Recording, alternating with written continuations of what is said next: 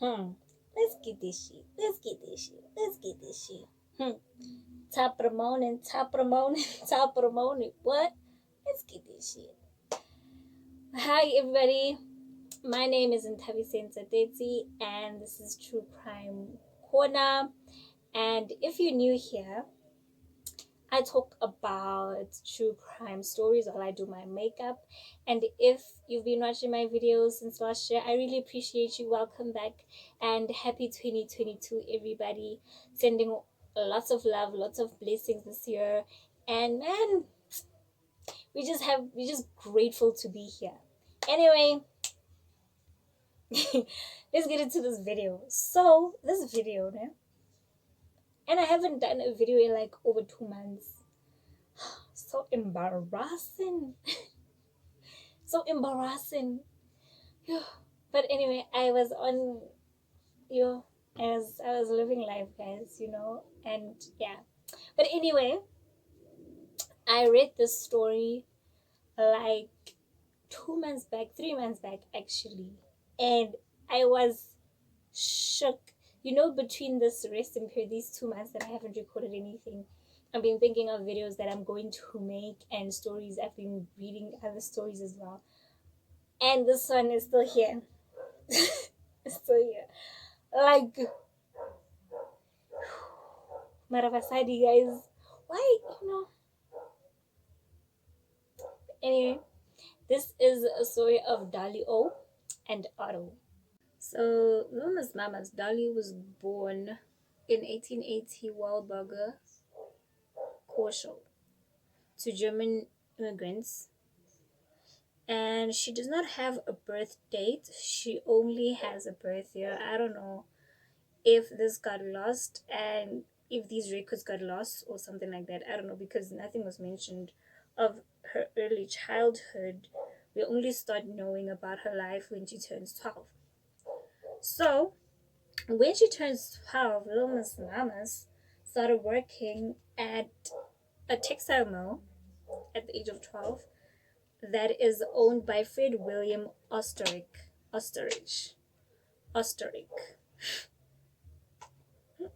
Yes, something like that. Osterich. Don't mind me with the surnames, guys.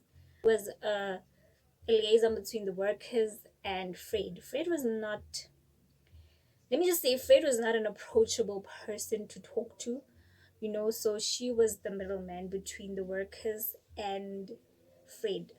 But little Miss Mamas had other things in mind. She was like a little bit too friendly with the workers, and that led to her having like affairs with these workers, like at that age, in the beginning of her marriage. She started going around. She's not going around. The workers started Her and the workers started having flings here and there, and people started to notice, but like it was just nice. It was just like, Dolly is friendly. Ain't nothing wrong with Dolly. Dolly is just friendly. It's just her personality. It was her personality, kind of gal. So Dolly got married to Fred by 17, and Fred was always busy with his business and was always on the road, you know, trying to expand his business, trying to grow his business. So he never had time to be or play husband. He never had the time to play husband, to entertain Dolly, to, you know, and to spend quality time with her. So she was left alone most of the time. And that left Miss Mamas very neglected. Little Miss Mamas had needs. So fast forward to 1813, yes. And little Miss Mamas was like, Dolly was practicing her sewing machine. Like that's what kept her busy when she was not at the mill.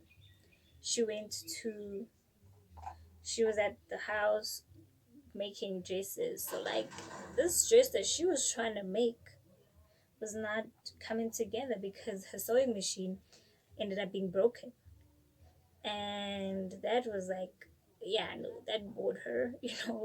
So she called Fred up and was like, Fred, my sewing machine is not working. Like, it's either you're gonna find a repair guy to come fix it or get it fixed, or you're gonna give me a new one, you know? So Fred was like, "Ugh, my love, don't worry, don't worry, don't worry. I'm gonna have, I'm gonna get somebody there over. I'm gonna get somebody to come over immediately to come help you out, to come fix it. I'm gonna send over Otto. Otto is a 17-year-old boy who's working for Fred. He's a repair guy. He knows how to fix sewing machines and stuff like that. So, Otto was on the way, and little Miss Mama's Dolly was really excited. She was like, "Oh, a little young thing is coming over here. Let me get myself ready." So she was like, she was ready. She was in her mind. She's like, this gent is not only gonna fix the sewing machine, he's gonna fix me as well. So Otto arrives, and Dolly's at the door with nothing on but a robe, with her leg up and a thigh out. And she was like, she came onto him, and she, like, Otto was 17 and he couldn't probably resist. I mean, like, so that happened, and yeah, that's how the affair started between Dolly and Otto. And when Otto was leaving the house, he felt very weirded out. He was like, did it just happen? It was good, but like, did it just happen? And what if my boss finds out? I'm gonna lose my job. And Dolly was like, I hope you know this is not a one-time thing. This is not gonna stop. This is gonna be continue. Like, we're gonna continue. So it continued. The little affair continued, and it continued for like a very long time. Their affair continued for like 5 years. You know, and she always went to go drop off like some food at the mill for Fred, and they acted like they did not know each other. No eye contact, no nothing between her and Otto. It was just like, I don't know you, you don't know me, just hi, cordial, like a nice cordial hi, okay, bye, and that was that. Can't they back door? They meeting up at hotels, and they little rendezvous, and Dolly started becoming tired of them just meeting up at hotel rooms and stuff like that. So she started having their little affair at home. And neighbors, guys, neighbors started to notice that this guy keeps coming over to the house, and they kept on wondering, like, if I'm a neighbor, I just mind my business and be like, something's going on over there. But her neighbors were like up front and asked her, okay, so who's this little lad who keeps on coming over, and you entertaining him? So she had to think quick on her feet, but she did not think fast enough, because she said it's her half brother who is in town, and he's gonna pop in now and again to come and visit them. So that was not smart, and she noticed that, he's slipping, like something needs to happen, because yeah, no, we're gonna get caught. And they did get caught. Like, Fred eventually found out what was happening, and she told him the truth. She told him that, yeah, I'm having an affair, and so she was like, in Fred's mind, she ended it already, but like in her mind, she's like, I'm not gonna end things with my lover, and then also leave my husband with the money. Like, so she wanted the best of both. She wanted her cake, and she wanted to eat it too. So she thought, she's like, I have an attic. So she was like to Otto, you know what, how about you quit your job and come stay in the attic? And so she got Otto a little bed, a little desk, a little pens and paper to write, when he got bored. And that's what happened. Otto started living in the attic, and this went on for 5 years.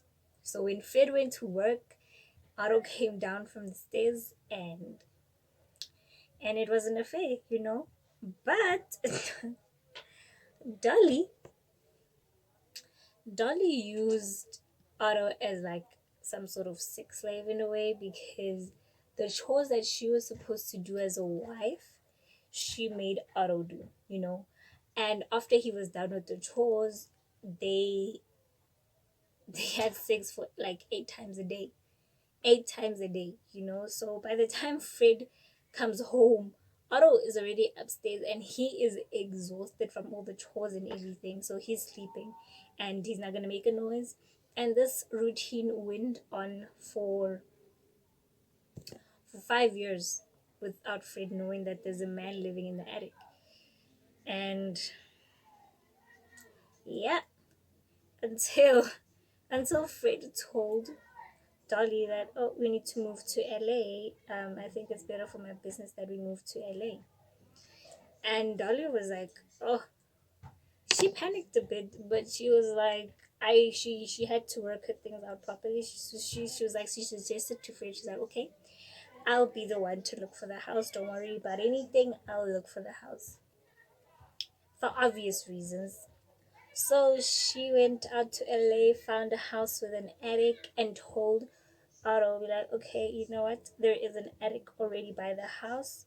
Just move there. There's everything already. There's everything. There's, I bought you food, your table, your bed is already there. You just have to move there. You just have to move in, you know. And Otto moved out a few weeks before they moved to LA. Hey guys, Dolly. Yo, Dolly is slick. Dolly is slick. So she was, little Miss Mama was like, I'm not gonna give up. I'm not gonna give up on my mans like that, you know, that easily. So she moved Otto to LA and they lived like that for another 4 years, you know.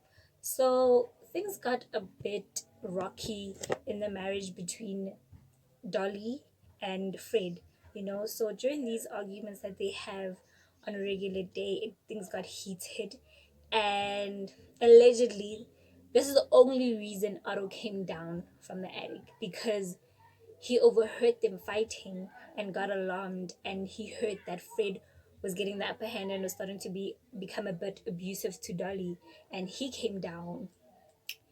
He took out 2 guns and he shot Fred 3 times. Sir, he came down that attic like a certified stripper with 2 guns. Like, how you gonna do that? But he did it, and now they had to deal. So they panicked. They panicked. They thought of a story. He's like, okay, you know, since nobody knows that you live in this house, we're gonna plan this out properly. You're gonna lock me in the cupboard and lock it, and you're gonna take both these guns and go upstairs and, yeah, pretend and just keep quiet, because I'm sure that the neighbors already heard the shots and called the police. So the police came and they found Dolly in the cottage, and they were very confused, you know. They're like, how come you in the cottage? And they knew they put you there, and they knew they, like, why didn't they kill you as well if they killed your husband, you know? So it was a little suspicious, but the police had no hard evidence to pin against Dolly. So Little Miss Mamas was free, you know? And one would think that everything would be fine now. But she was fine. She was happy. She was happy because Fred is gone. She's gonna cash out on his insurance money. And yeah, that's what she did. And she went, yeah, totally. She cashed out her its insurance money, and went out to go buy a new house, buy new cars, you know. She would splurge. Little Miss Mama's going to splurge Fred's money, you know. And you'd think that she'd be happy and let Otto down, you know.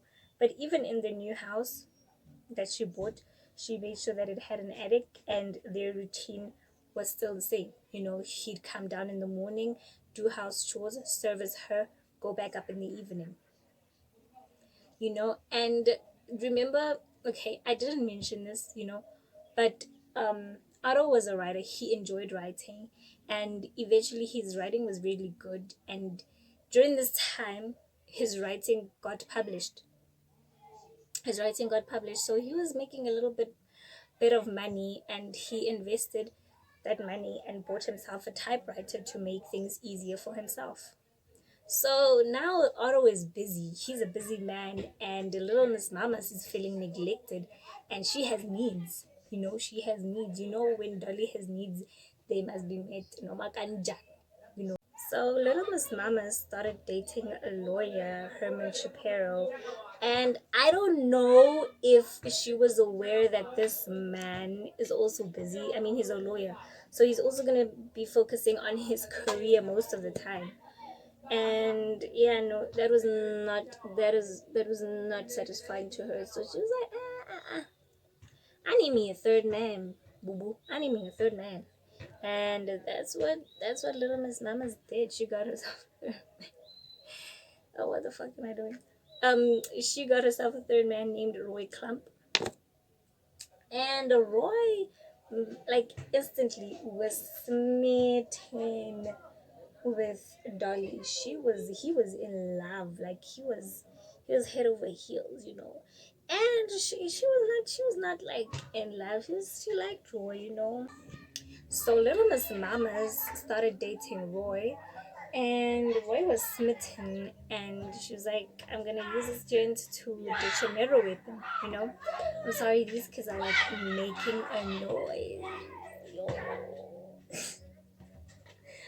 But yeah, so she got little Roy to like ditch a murder weapon.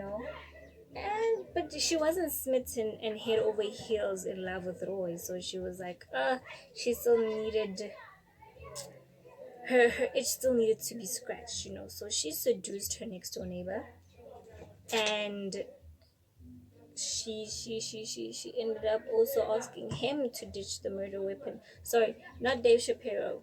The neighbor and Roy ditched the murder weapons. So she was like, okay, I'm moving freely. I'm a boss bee. Ain't nothing gonna come for me. Nobody's gonna come for me.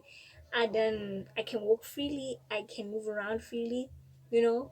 So that's what she did. And she needed to get rid of Roy.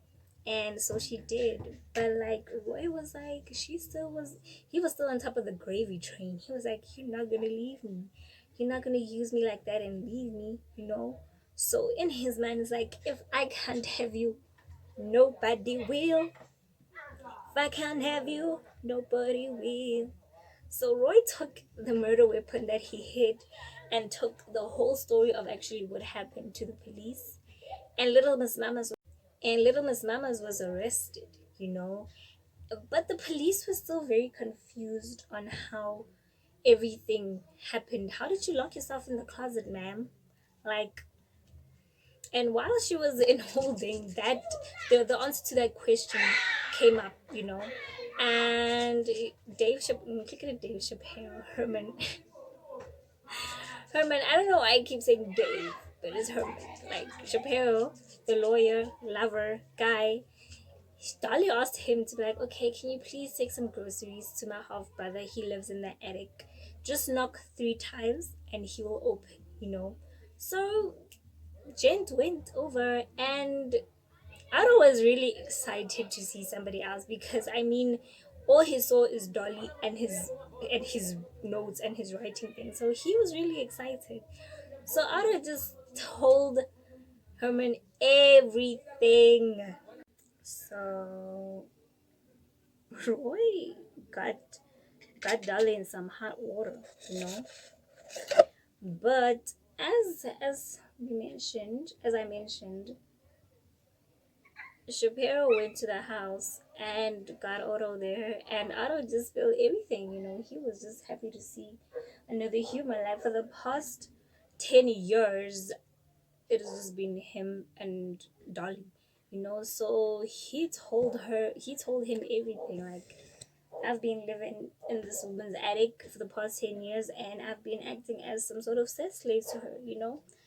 Weird enough. Shapiro was not chased. He was not shocked, or let me just say, he didn't want to run away and leave Dolly. He was like, "This is my woman, so I'm gonna give you some money, and you go about your business and live your own little life. But you gotta move out of this woman's house. This is my woman." And Dolly could not say anything against this because she could not afford another lawyer. This was her lover and her lawyer at the same time, and this was actually a good decision because Shapiro actually helped Dolly stay out of prison. So these two, Shapiro and Dolly, lived together for 7 years. Happy, a happy little after moment.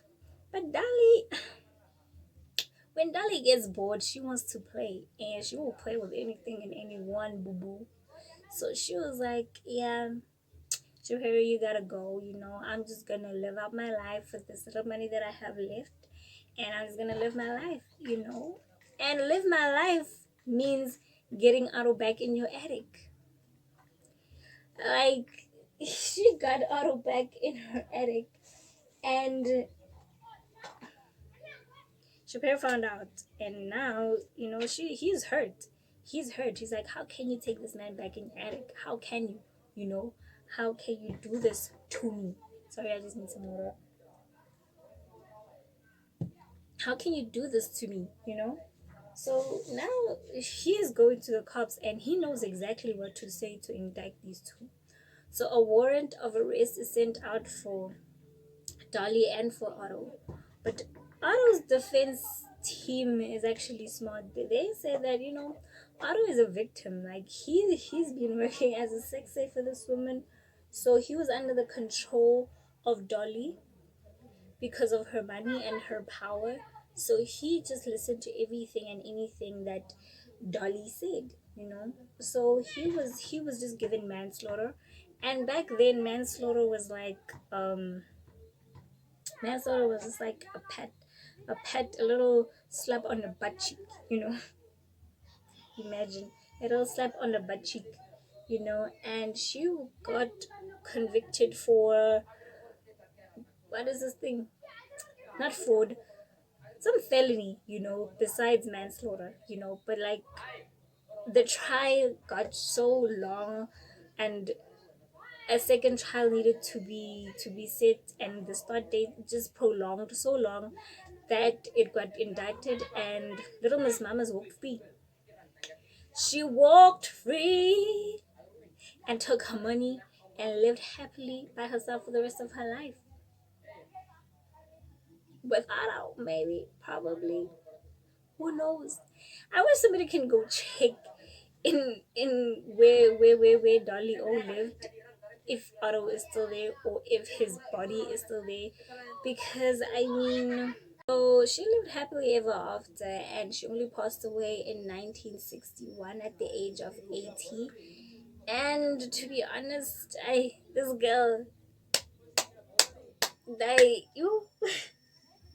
So little Miss Mamas lived her life, and she got everything she ever wanted.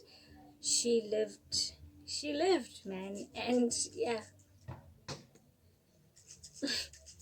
Thank you guys for watching this video. Like, I really appreciate it. I really appreciate the people who also comment and send me DMs on like videos that I should do.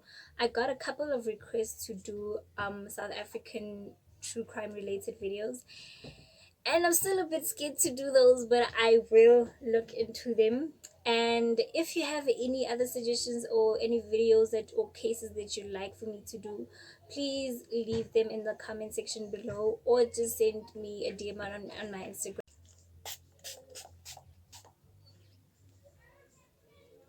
Thank you for watching this video, and I'll see you in the next video.